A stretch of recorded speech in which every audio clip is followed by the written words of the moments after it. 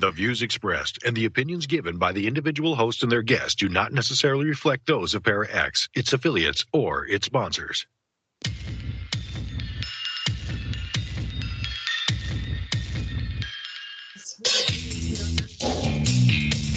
Supernatural, metaphysical, paranormal. You know, all those things you've been wondering about? Are you ready to go deeper into the realms of the unknown? I hope you got your walking shoes on, because life is an adventure, and this is the journey. Come on, let's go.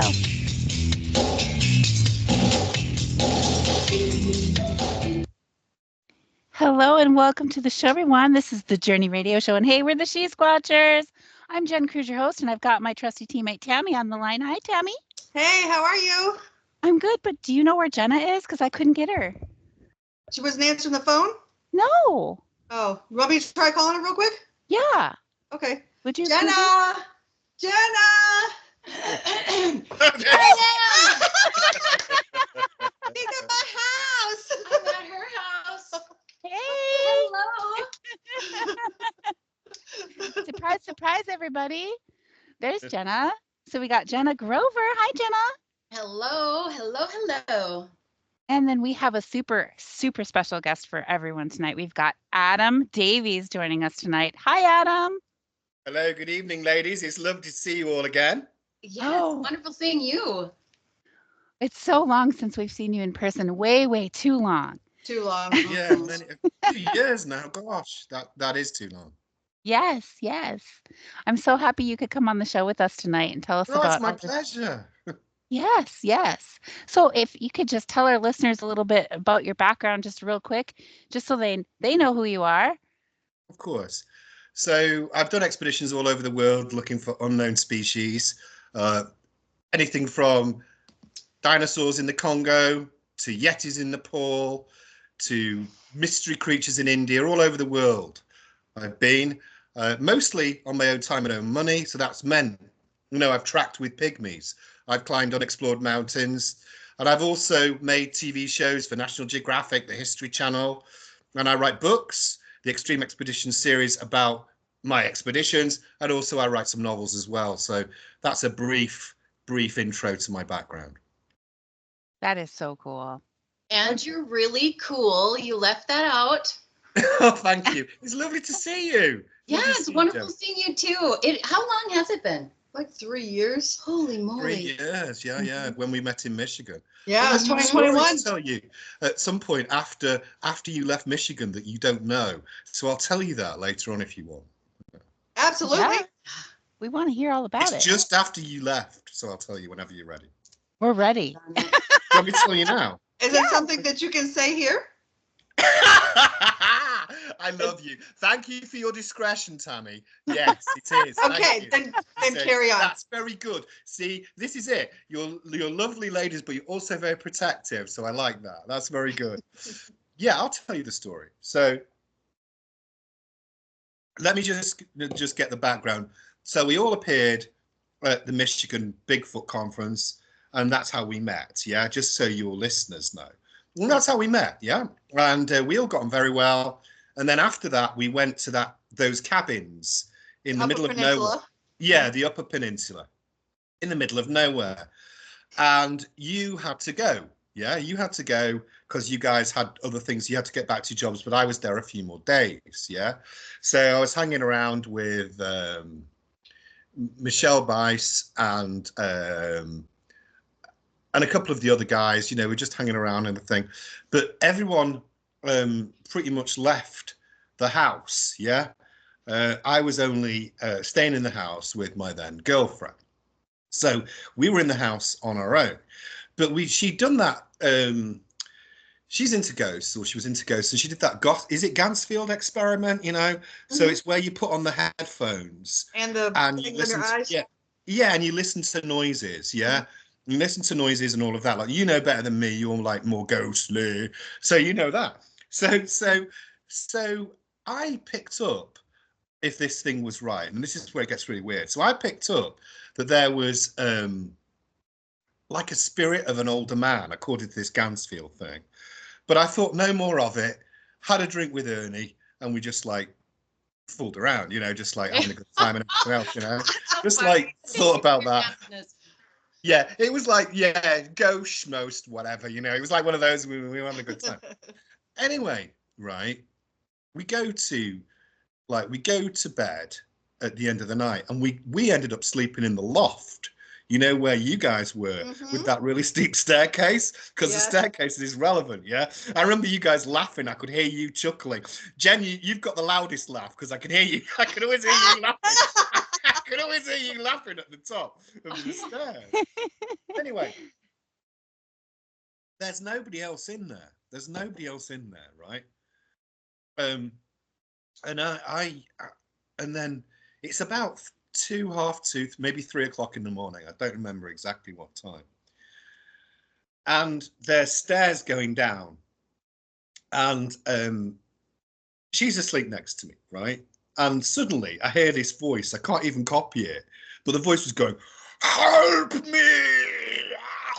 Help me!" And I can't even do the voice properly. Goodness. And I was like, "What the?" Bleep, bleep, bleep. I know I can't swear. I was told beforehand. Bleep, bleep, bleep. But I was like, what the whoopsie daisy is that? Right? And it's carrying on. It's carrying on. No sound. Oh, no sound? No, we can hear you just fine. Okay. Just keep going. Okay. So it's like, help me, like that, carrying on. So I sat up, and I'm like, the stairs are there.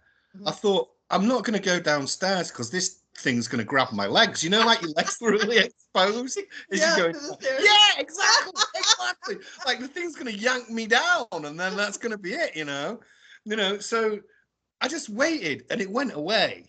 Right? And I thought, oh, it's gone. Thank goodness for that. Yeah. And then 5 minutes later, it comes back, and it goes, "Help me!" And I was like, "Oh no, the monster's back!" Damn. The monster. So I wake her up. Yeah, I wake her up, and I go, "Can you hear that? Can you hear that? Can you hear that?"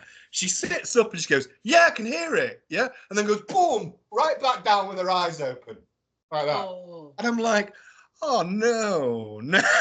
This is possessed. Yeah, I was like, don't start me down. Oh no. I was like, you get me. You see, there's Jenna taking care of me. There's you leading me astray. It's just like I will gladly lead you astray, my friend. So I'm like, oh no, what's going on? Eventually, it goes away. And I can't say it was a restful few hours. It was like listening to every crack, every crack. And by then, I'm desperate for a wee, but I'm not going downstairs. Oh, you know what I mean? No, there's no way on earth am I going downstairs until dawn, at the very least, Anyway, nothing happened. And I prayed for it. I thought, what can I do? I'll pray for it. So prayed for it. Anyway, there was an old schoolhouse there, and they brought, I think his name was Kevin, a bearded guy, I can't remember properly, but he had brought a desk over so that she could do some ghostly stuff. Anyway, a few weeks later, and if you might not remember, because I didn't until I was reminded of it, but there were two barns in the area. One was owned by a friend of David Dominique's, and then there was this one.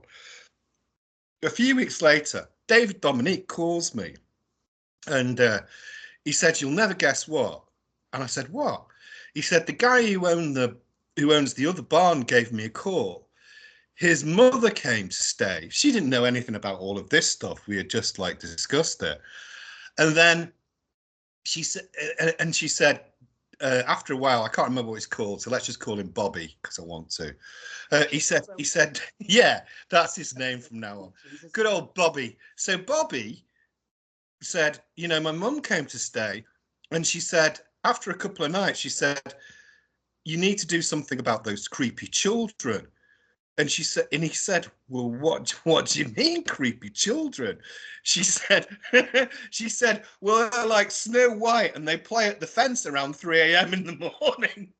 Yeah. Oh my. So that happens. I've been dying to tell you that story. I don't know what to tell you.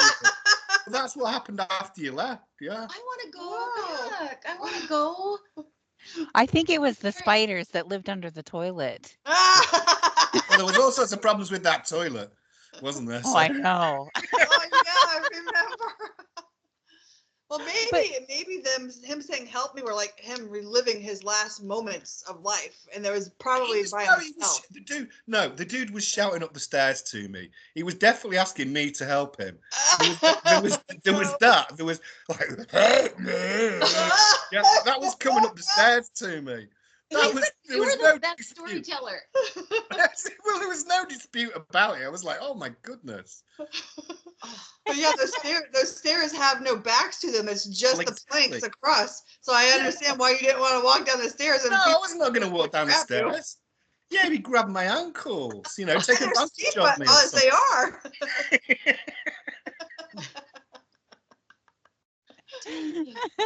Anyway, that's the story. That's a good story. That That's is a good great story. I'm so And glad you said that. There's no door at that area either. It's just stairs straight up to the bed. No. Yeah. No. I love it. Boom. Yes. And that's where Jenna and I slept. Yep. I was on the other side where you could not see from the bottom of the stairs. Was I? No, you'd be all right there, see. Yeah. What? I said you would have been all right on the other side of the place. That's where I was. The scary monster. Yeah, you would have been protected, but you would have still needed a wee in any circumstance. I can guarantee there's no person alive who wouldn't need a wee after that. I tell you. Right. Did you finally get it? Get What, to go? wee? Yeah. Your wee. Yeah. Well, it's been 3 years, Jenna. If I hadn't had a wee by now, I'd have a lot of issues, wouldn't there? Be like one big sack wandering around. Oh no. Oh goodness, it's too much times. fun. Oh darn it. We need to go on expedition with Adam again. Yes. Yes. Because this is what it'd be like. We do some serious stuff. I want people to know as well. I'm telling a fun story, but for those people who haven't seen us together, the ladies do work very, very hard. And, when we were doing the investigations, we worked very, very hard. This is fun at the end of the day. And we like to have fun at the end of the day, sit around the fire and chat. But when we're not doing that, we're working day and night trying to do stuff. So this is a sort of unwinding thing at the end of the day. And it's wonderful. Mm-hmm. It's always wonderful. We do have a good time. We do. Yes. We have. Yes. It's always fun. Lots of laughter. Jenna. I have a good time. They always are a good time. They always give me heck because I would tell people, "Oh, we're a good time," and they were like, "No, Jenna, you can't say that to people." But I didn't mean it in any bad way. But No, they it's don't know right. that. You told everyone that was the upstairs was open and that was the way to the bedroom before, so they can draw their own conclusion. It was interesting trying to get dressed up there because I'd be like, "Hello, everybody downstairs. I'm about to get dressed. Don't look up here." You did as well. It was like, do not look up the stairs. Got no pants on. Sarge sent you a PM. What's that? Sarge sent you a PM. Oh, he did. Okay. Okay, let's see here. But anyway. Bum. Okay. Didn't even do the intro. I'm gonna do the intro. Oh. Dun, dun, dun, dun, dun, dun, dun. Do, do, da, do, do, do. See, there you go. I did my intro. Well done. Thank you. Good job. All good? Okay. Well, he said you're recording, so I need to cut the feed and call. Keep going. So I don't know. Okay. What does that mean? We'll keep going. We'll keep going. We'll keep going. Yes. So I'm just gonna watch that, so I can't see the other chat. So if you could watch that one, I'll just watch for Sarge. Okay. Good deal. Sarge is our producer for everybody watching out there in YouTube land. So, so Adam, what have you been like? What are your really fun, cool, wow us with some stories of cryptids and amazingness? Cryptids and amazingness. I'll tell you a couple. Shall I tell you one I've never told on a show before? Absolutely. Yes. But I don't know whether Sarge might cut this, but I'm going to tell you anyway. You can't. You can't. It's So- live radio. Oh well, I don't care. So it's you that might care. Oh, Jet's no. like, oh my god, he's a loose cannon. What's he gonna do? I can see by your eyes. What's he gonna do? Everybody's gonna want you back. Come on, get him back on. So He's nuts. Love it.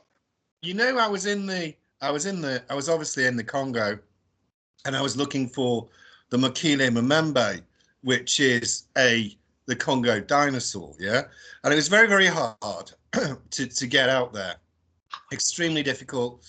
And I've never I talk at conferences sometimes about this Congo experience, but I never tell this story, and you'll see why. But I'm going to tell it to you. Yeah. So Jen's like, oh my gosh, what's he going to do? I love it when she's like thinking, and she's a little bit like Jenna's like, yeah, go on, say it. Yeah, do it. So I'm it was the last bit of the journey. It involves crossing the Lacula Swamp, which Colonel John Blatchford Snell, it's one of the world's toughest explorers, described as hell on earth, and it was hell on earth. It was really, really difficult. And before I crossed it to get to Lake Tele, which is the epicenter of the Mokele Mbembe activity, before I crossed it, we had to wade. I had a pack which weighed about 55 pounds, and so did the others. And we were wading through the swamp, wading through the swamp, and it was really, really hard work. So we're going through it, and Tammy's gone at the wrong time. She's gonna miss this. so we're wading through. We're wading through this. Oh, don't go now. It's not the time. Just give me 10 seconds. I promise you, because you've got to see what I'm going to do. Okay. So wading through the swamp, and we were starving. You know, we only had enough rations for a few days. I mean, you're in the Congo for weeks and weeks and weeks. Now, I would not let the locals hunt anything rare. Anything rare or endangered, I would not let them do. Not on my time and my money, Yeah. But if they're eating what they normally eat, then that was okay, as far as I was concerned. That's what they do. They live in the jungle, and that's what they do. So why have I started telling you this story? It's too late. It's too late to go back. Yay. So we're in the jungle, and I move ahead slightly, because I know, like, Tammy's the tracker for your group. Well, I was doing some tracking. I spent some time with the pygmies. I like tracking. I like and all that. So I'm there with Roland, who's my hunter, and we're there, and he's got a gun. And we were really hungry. I mean, not like I haven't eaten for some burger hungry. We were like, we hadn't eaten for a day, 24, 25 hours, and we were packs, and we were starving. And I look and I see a monkey in the tree, and I said to Roland, "Regarde, le singe est dans les arbres." Yeah, he's in the tree. Yeah, and he sees the monkey. The monkey sees us, but the monkey was masturbating. Yeah. Oh, So it's masturbating. I wasn't ready for that. You're never ready for my shit, Jenna. I've told you before.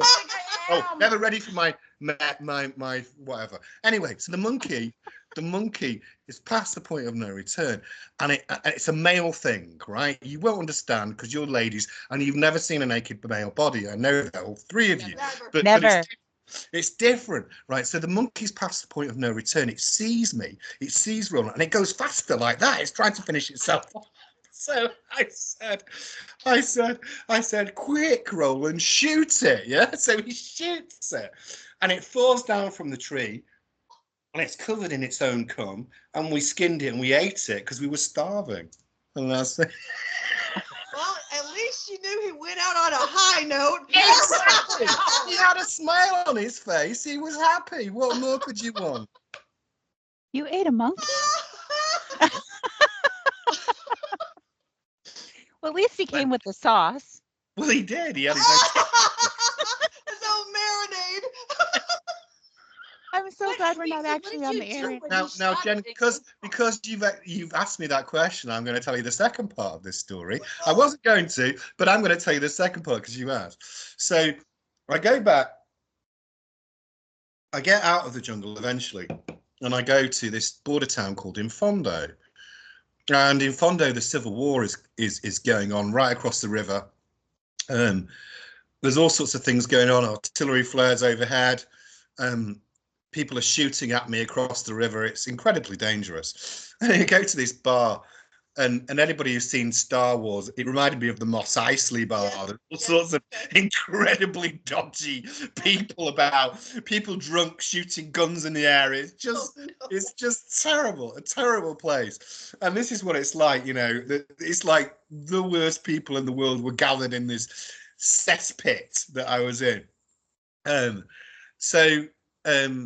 Gilbert, who was my soldier, he says to me, I'll take you to a restaurant. So I was like, yay, great, in my head. He said, we won't have to have manioc. Now, manioc is like this. It looks like wallpaper paste. It's like a thick square. Looks like wallpaper paste. I said, we won't have to have manioc. And I was like, oh, great. So I don't know what I had in my head that this place was going to be, but it was so just stupid. Just had an illusion about it. So we get to this place where he's taking us. And it's just a little shack, yeah. And on the table, there's a plastic tablecloth he puts on, and there's some Tabasco sauce of all things, yeah. So I said, okay, Gilbert, what are we having? And he says, we are having le singe avec du pain, monkey and bread. And I was like, no. Oh, no. And the monkey comes, and it's in a bowl. You can see its ribs and all. I was like, oh. And so I start like putting Tabasco sauce on. I don't know why. No, and he's like, no, it will ruin the taste. No. And I was like, oh, I don't care. So I've eaten monkey twice, Jen. Yeah. Wow. Does it taste like chicken? One. No, it tastes like really off game. Like venison. Mm-hmm. And you imagine it's like rancid. It tastes like that. So there we are. Peace. When my daughter Gabriella is now 18, and when she was about 3 or 4, yeah, we went to the local zoo, and there were monkeys there, right? And everyone's seen the monkeys jump around and all this lot, and all the parents are holding their children up to see the monkeys. And she turns around to me and with this forlorn look, because she'd obviously heard me talking to their mum about it. She says, Daddy, you're not going to eat them now, are you? Oh, no. I was like, no, Gabriella, I'm not going to eat the monkeys. Oh, that's so sad. So I didn't. So you didn't have monkey a third time. No, I'm never going to have monkey again. No, I'm not going to have monkey. I've had some disgusting things, but you have to. So when you go to these places, you absolutely have to. And I went to Mongolia, for example, looking for the Mongolian death worm, and also looking for the almas. I did a show where I went looking for the almas in Mongolia, and we used to call it lucky dip soup, because you get a bowl and you never knew what was going to be in the bowl. Oh. So you'd have an eyeball floating to the top, right? And you'd be thinking, oh, sugar. Oh, no. Oh, sugar. Don't worry, Sarge. I'm not going to say it, you producer. Oh, sugar. There's an eyeball. And it was like, and you know that didn't taste like chicken either. It's like you're chewing on the eyeball and you're like, and yeah, and you're like, but you have to learn the local customs, because if you don't, you're screwed. You know. Yeah. Don't they get very insulted if you don't remember it? Huh? Don't they get very insulted if they present you with something and you don't eat it? You've got to eat it, but what you've got to do in some places is leave a little bit. Yeah, this is it, because if you don't leave a little bit, you get extra. More. You get more. You must be really hungry. You need some more. In China.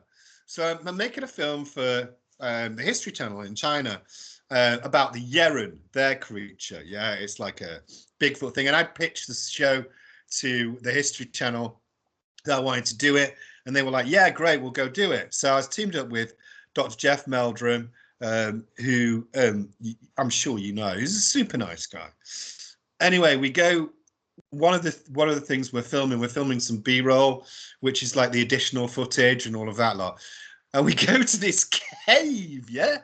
We go to these. And there was a monkey. No, I'm just kidding. No, there wasn't a monkey. There wasn't a monkey. We go to this cave, right? And in the cave, yeah, there was a monkey in the show. It was a golden monkey. It was very rare. So I decided not to eat it, you know. I just left it, but didn't want to cause an international incident. But there was like, we went to this cave, right? And I'm sat with Aaron, who's the cameraman, and the Chinese throw this banquet based on their local tradition, this local thing, and we were in the cave, and you know what the cave was famous for? The cave was famous for this like fungus that lived in it. It was on the wall in the cave. Oh, and it comes and it looks like something from a science fiction movie from the 70s. You know, it's like green and shit and sugar. And you know, I'm like, oh no. So I was talking to like the local dignitary, and I didn't keep my eye on the fungus, yeah.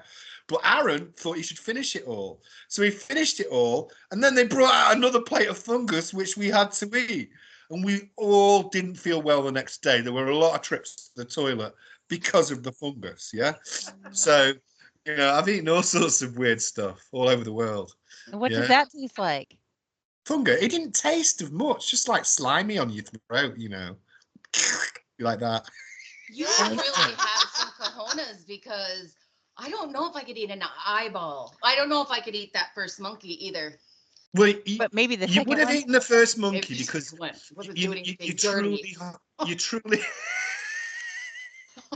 you're truly hungry. Yeah, not like a little bit hungry. Right. You're starving. You'd eat anything. Yeah. You'll be surprised what you will eat. Guy walks past you with a limp, showing a sign of weakness. You'd eat him. I was gonna say, wow, Adam, I really want to go explore the world with you, but if I got hurt, you'd eat me. Oh my gosh. No. No, you're right. I've never had Tammy before. Let me taste her leg. Taste of Tammy. Would you like a toe? Haunch of Tammy. Yes. She's muscly. She'd be great eats. Yeah, I think so. Look, see, Jenna's already working out what happens if the three of us go away. Who's he going to eat? Yeah, eat Tammy. I'll be the strongest survivor, so I'll be the last to be eaten. Yeah, you would be. My legs are strong enough to carry heavy stuff. My legs are too skinny. You don't want my legs. Yeah, you're out, Jen. We're eating her. We're eating Jen. There's nothing on my legs. They're just skin and bones. You don't want my skinny legs. We'll have to eat your head then. Yeah. It's really big. We love you. We love you. And another thing you got to you set up that joke. I had to. Is the local beers and stuff like that as well. Oh, one time in Sumatra, I was faced with a hideous choice. I'm going to put this choice to you.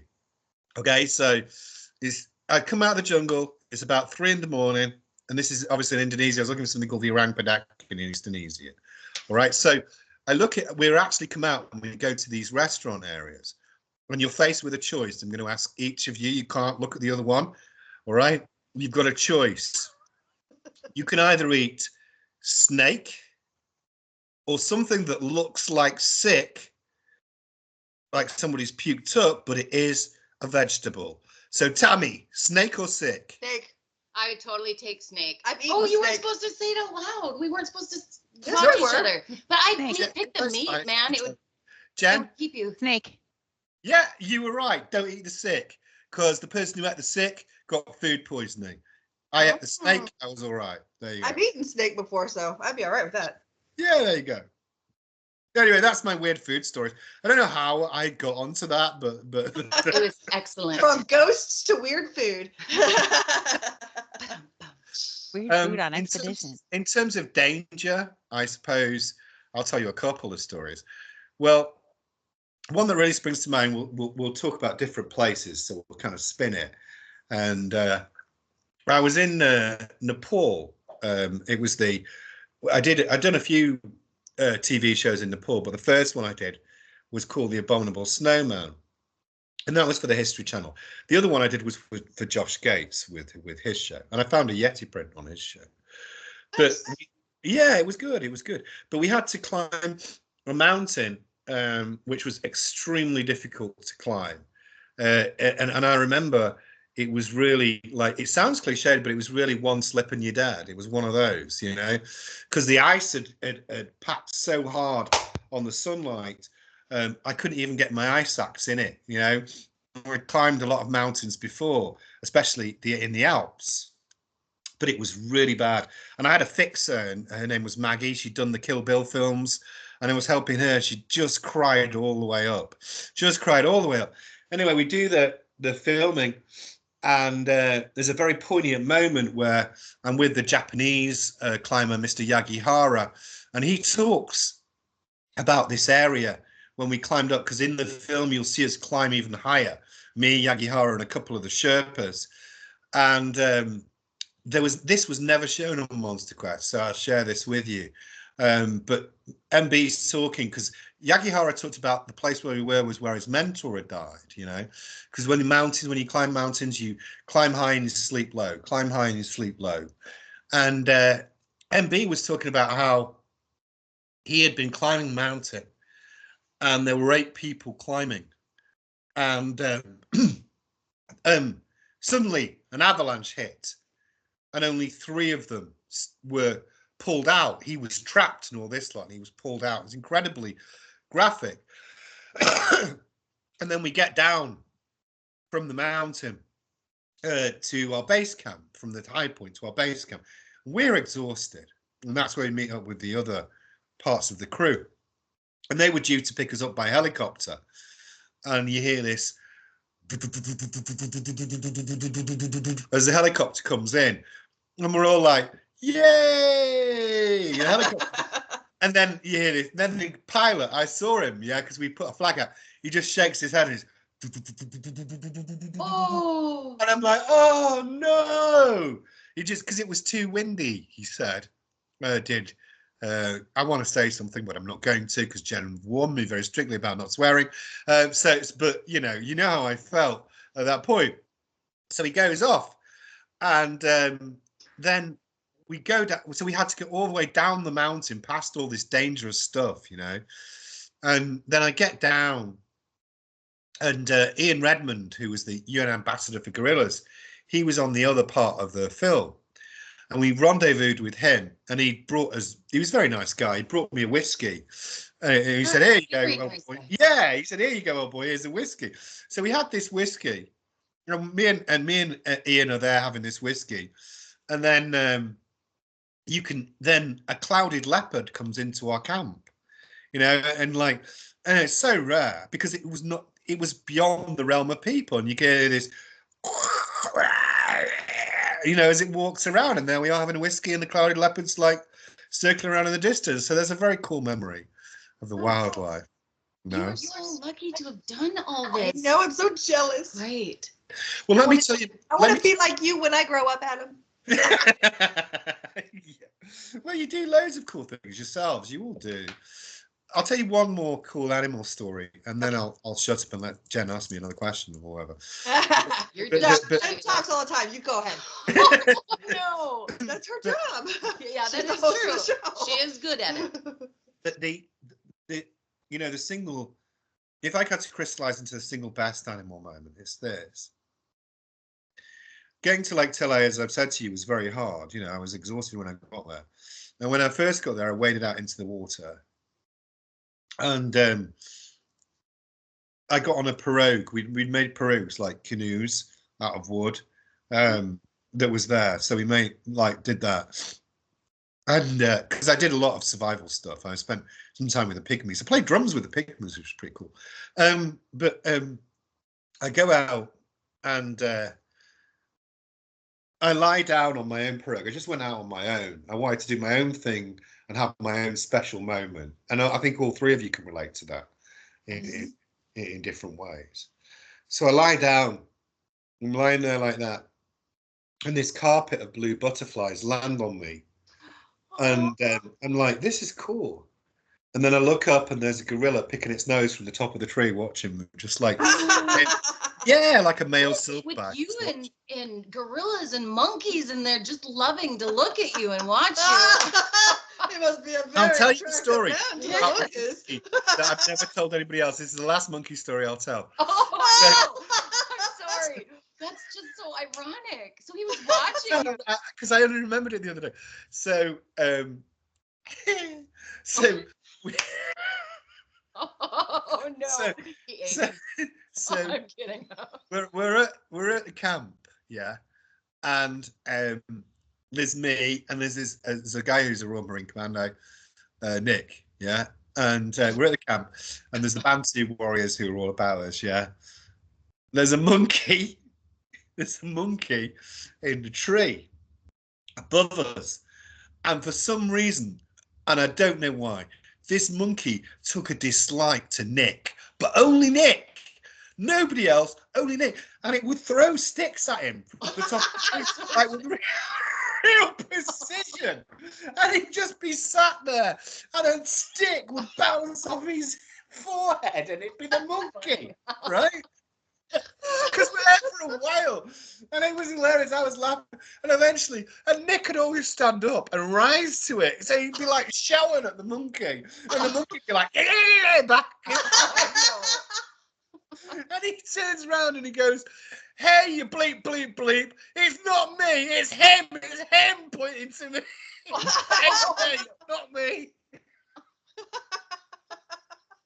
Anyway, that's enough monkeys. What did you want to ask me, Jen? I'm sorry. I want more monkey stories. These are amazing.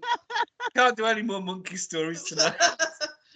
Those are the best stories I've heard. I don't even know what to say after all that.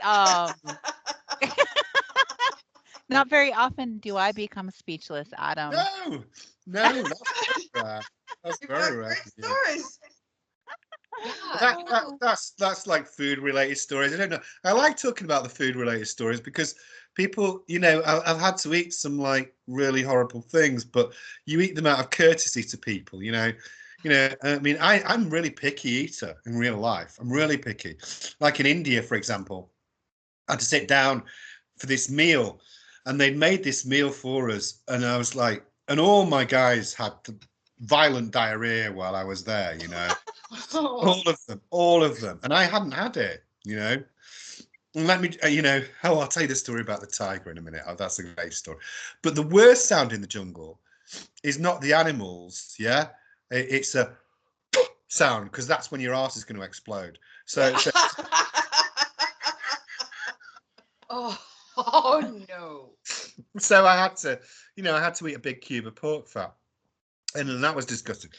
But I'll tell you this story about, because you have bad stomachs and all this lot. And again, this was a story I've never told at a presentation. I've just remembered this story. Okay. Can you still hear me? You guys froze. Yes. Oh yeah. Okay.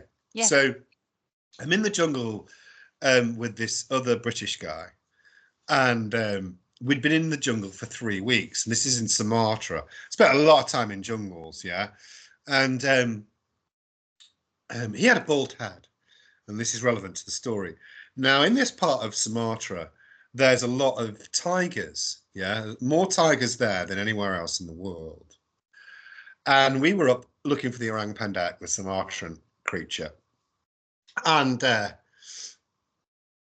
we had dug, because obviously sanitation is important, we had dug a latrine away from our camp, yeah? But our diet basically consisted of rice and chili fish 3 times a day. The fish we got from the lake.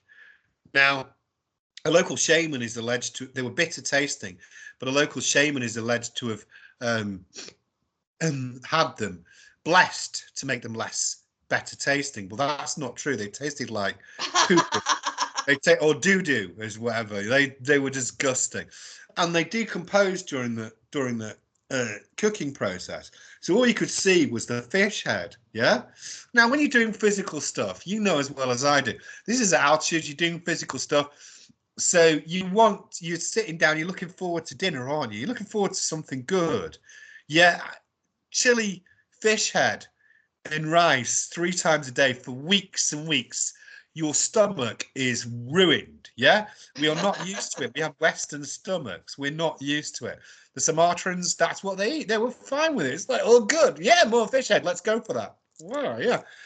Our stomachs are ruined. So anyway, it's about 2 we're lying down. They sleep in palm docks, which is like a traditional shelter the Sumatrans build. And I sleep at the top because I'm the expedition leader. You have to be like that. It's not an ego thing. You have to be hierarchical because I have to tell them what to do sometimes in difficult circumstances. So I have to be like that. And then my friend would sleep in the one next to me, and then the lead Sumatran. Yeah. Anyway, he wakes me up in the middle of the night, and he calls me Ad because my friends from England always call me Ad because presumably Adam is too long a name.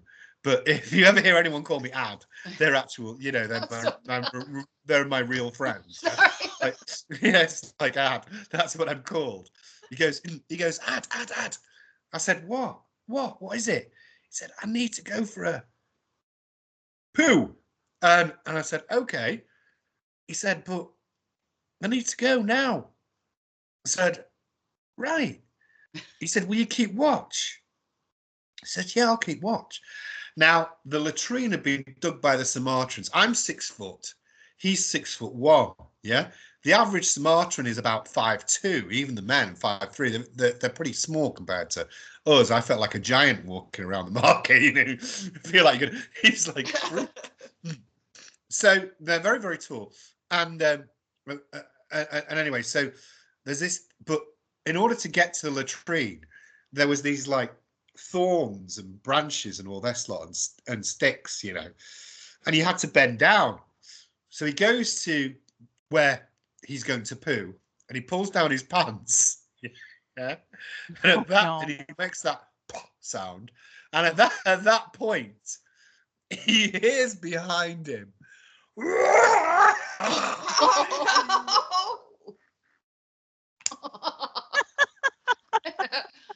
he hears that behind him, right?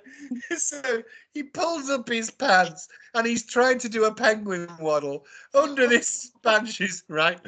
He rips in top of his bald head on the thorn. And he comes back to me, and he's like this panting, and he's like, Ad, I was doing a poo, and I was like, and I was there, and there was a tiger in the background,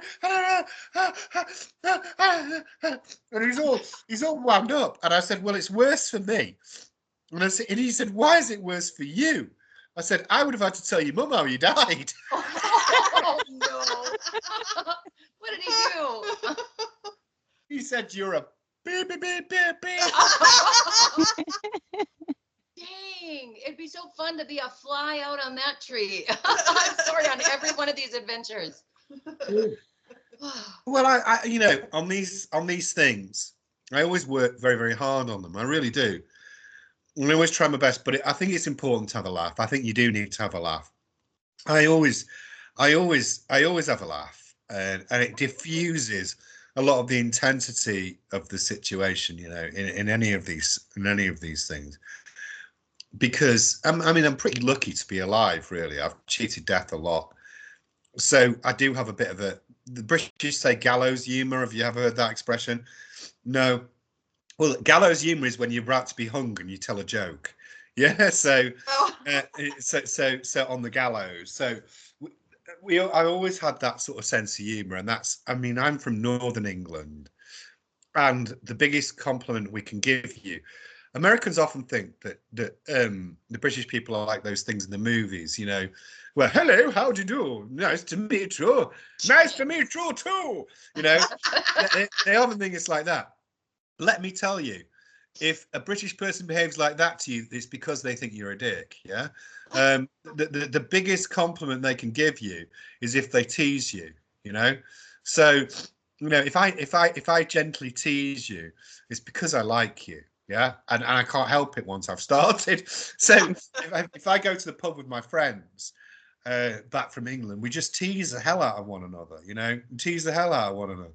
And I'll give you an example. One of my friends, who I've been friendly with since I was 11 years old, now is a very senior judge.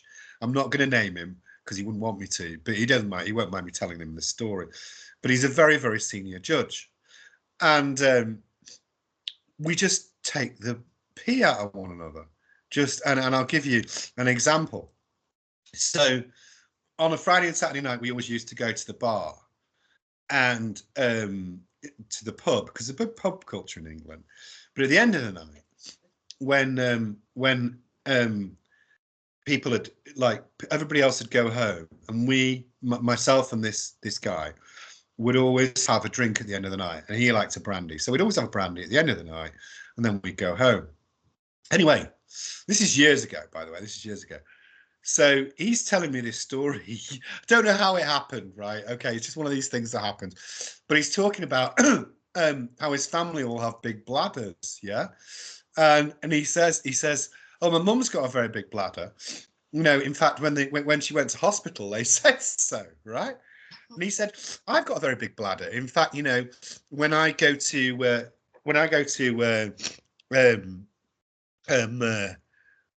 court, sometimes I'll be there all day, and you know, they'll ask me if I can, you know, have a break to do that, yeah, to go for a wee. And he said, you know, he'll say okay. And anyway, he sees this. He said, I've got a very large bladder. It's just the way it is. Anyway, he'd been talking about this girl he'd seen at the bar, you know, at the front of the bar at the top. And he said, I like that girl there. And I said, and he's been drinking. So I said, why don't you go and tell her that you've got a really big bladder? That'll really impress her. Yeah, why don't you tell her? And he's like, yeah, that's a really good idea. That's what I'll do. So I said, yeah, you go for it. So he goes up to the bar. Right, he goes up to the bar, and I see him talking to the girl, and I see her just falling about laughing. And he comes back to me, and I said, how did that go? And he said, you are a beep, beep, beep, beep, beep. I love it. I would have thought that was so funny. Right? Yeah, but please don't tell me you have a big bladder now. I'm so impressed. Right? Yeah, that's it. I love men with big bladders. Yeah, there you go. There you go. You should have just thought to you two. You like men with big bladders. Tammy isn't so impressed, but you two are obviously very impressed. They're awesome.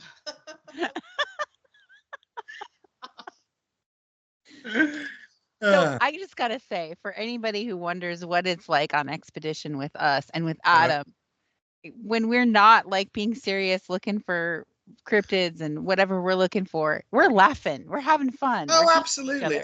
Yeah. You know, and that is very important. And I'll pivot it slightly, because, you know, when I've looked for people who, you know, to do expeditions with, having a pessimistic temperament means you're dead. Yeah. So I had a guy who was very fit. He was a marathon runner, running really good times, a survivalist. He'd done all that training, which I had done. But when he came out with me in the jungle, he was useless. You know why? Because he was miserable by temperament. And miserable people don't survive, yeah? You don't have to be a complete optimist. You can be a realist. But if you're naturally pessimistic, then you don't do very well. So it's just a survival thing. Temperament is hugely important. You don't have to necessarily be the fittest person. But if I'm looking for people who I want to go with me, I want people who can have a laugh. Yeah, because it's so important. I can't say enough about it. Yeah, exactly. But it really matters. It really matters. I learned that because I had to spend a lot of work once taking somebody out of the jungle, and I was worried that they were going to snuff it. That means die, I guess it's a slang thing. I was worried that they were going to die in the jungle because they were just falling apart really quickly. You know, they were all well and good when they had their gym fitness, you know, or they could run or whatever. You know, they could have a burger, but when it's like you're covered in dirt and you're covered in thorns, couldn't handle it. So it really matters. It really does. Anybody who comes in with a negative attitude and is complaining all the time on any expedition just brings everybody else down, and they don't even want to be with them. Exactly, yeah. You don't want moaners. You don't want moaners. I'm not. Number one thing, if somebody's a moaner, get rid of them. Boom. Absolutely. They're gone. So they're the first one to get eaten. Yeah. There you go. That's a good point, Jen. We'll use that. Good, Jen. Feel good, yeah? When we're out, and if we're ever out and we're starving and we have to eat somebody, whoever complains the most gets it. The one that complains the first. Absolutely. I'll tell you one more story about this sort of stuff. So I told you before how we sleep in a line, yeah, in the pondots, and we sleep in a line. So this is another thing, another time, with a different crew, but they were British, this crew. And years ago, I'd met a cannibal in Sumatra. She had eaten somebody when she was 12 years old, and she was in her 80s then. So she'd be dead now because it was 20 years ago or more. But what do you think she said it tastes like? Chicken. I was going to say what you said. Because it smells like chicken. How do you know it smells like chicken? I have attended an autopsy. There you go. Jen? Beef? I don't know. Okay. The muscle in the body, you think other animals, you know, Pig? Beef? No, pig. They call it the long pig. In fact, they call it the long pig. It might smell like chicken. I don't know. You know better than I do. But they call it the long pig. And you know what happens is, in that time, warring tribes fought. So you'd see, you know, and they take, you know, the best warriors, you know what I mean? And they'd eat them. It's about taking their spirit. Their essence, about the consumption of flesh. Yeah, exactly. And they keep their skulls in their longhouses. So the longhouse I was staying in was full of skulls, you know, and that was from people from the battles, you know. Sleeping one eye open. How did you sleep? I didn't limp. Even if I had a sore ankle, I would have just ran through that. So anyway, cut to, we're in the jungle, and I've got a friend called Dave who's from the south of England. And if there was an international snoring competition, Dave would have been the UK entrant. Okay, so and we're doing, remember, as I said, we're doing physical stuff. So he's lying there, and we're all in a line. I told you about the hierarchical thing, and you hear this from Dave, yeah? And the next morning, the Sumatrans are chattering away. And then we go to bed that night. We've been trekking through the jungle, doing all this stuff. Then you hear this. The Sumatrans are chatting, yeah? They're looking tired. Day 3, they hear this. more of this. And then the lead Sumatran, Sahar, comes over to me and goes, Adam. I said, yes, Sahar. He said, can we eat the long pig, Mr. Dave? And I'm like, oh, BBC are coming in a couple of days. We can't eat Dave. No. Hilarious. I knew they were thinking about eating him. Did you tell Dave? Yeah. They wanted to eat him. He laughed and then he sort of didn't sleep that well for the next few nights. Oh, no more snoring? No, I think he kept awake a lot more. I think that's true. He kept awake. And I was glad because I got some sleep. Yeah, he can stay awake. Man. Bless Dave, yeah.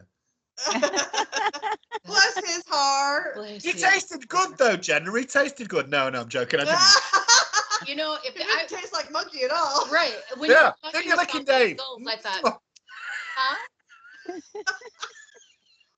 I like my Dave. Well done. Oh,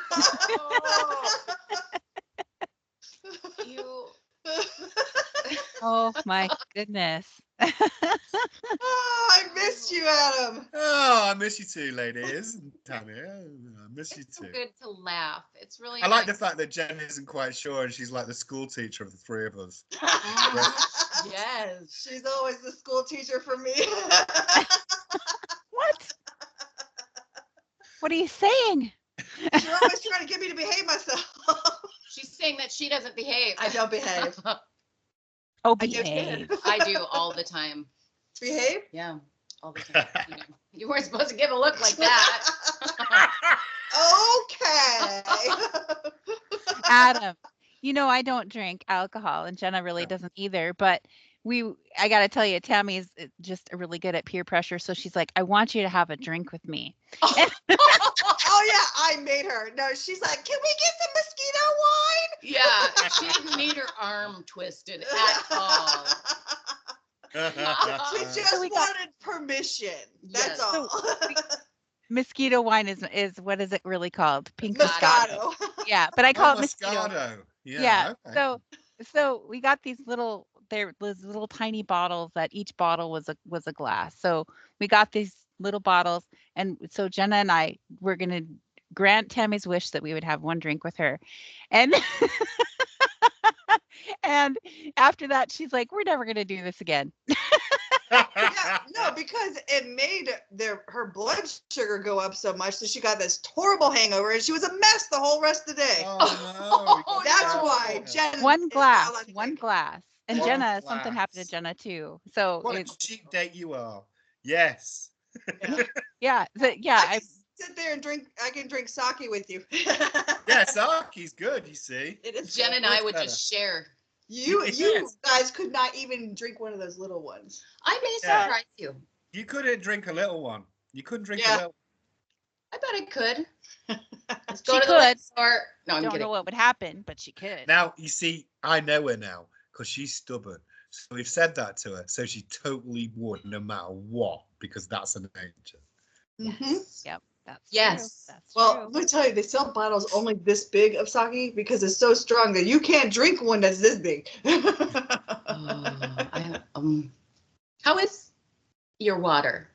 This is the best water ever. Are you getting It's thirsty? really good. I have some water downstairs. Really? It's not that kind though. Well, we are coming towards the end of the show, Adam, already. Isn't Oh, that wow. sad? That was quick. Yeah. I know. Can you tell people where they can find you if you would like to be found? Yeah, sure. I mean, you can always find me. I have an Adam Davies Facebook, a public one, Davies, or you can find me on my website, Adam Davies Explorer, and you can always message me there. And if you have any inquiries of a cryptozoological or any related nature, please let me know. You know, I do a lot of Bigfoot related research in America where I live. And that's it. Awesome. Thank you for coming on the show, and thanks All for right, tuning in, pleasure. everyone. Lovely to see you again. I hope to see you again soon. It's been I great. hope so. Let's plan an outing, an adventure. Yes, absolutely. Lovely to see you. I've enjoyed myself so much. Made me Yes. happy. Thank you, lady. Thank you so much. Ad. Add.